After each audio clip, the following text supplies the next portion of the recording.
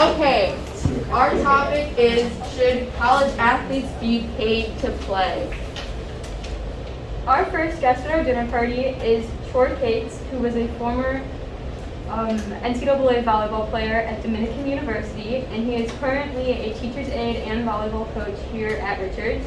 He believes that student athletes should be paid because he has seen for himself how much work student athletes put into their sports as well as into their education and their schools. Our second guest is Mary Kate Neary, who is just a student at Huntington University. She had graduated with honors from Indiana State University and is currently a student. She has no expertise in this area. She's not a student athlete, and she does not know how to handle finances in a college.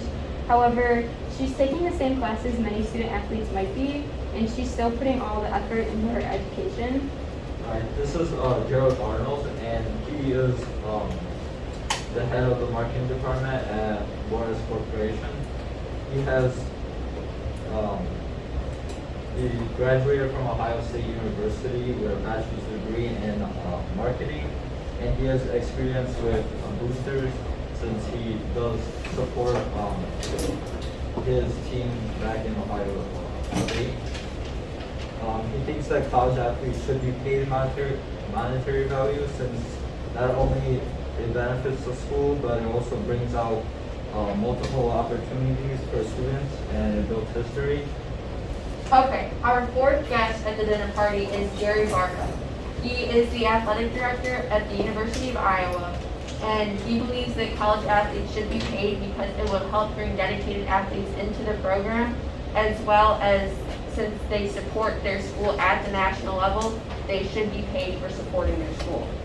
Okay, and then our final party guest, which is a hypothetical guest, her name is Susan Wise, and she's a school treasurer at universities such as University of Iowa, who at first sided with the athletes about being paid, but later on was concerned about the school's loss of money, non-athletic students dropping out or having to raise tuition on them, and then athletic scholarships in relation to the athletes' pay scale. Here's where we sat everyone down at the table, and the sides where they agree with each other. They already talked about how their people would side. So Susan agrees with Mary because they think the same about the average non-student athlete.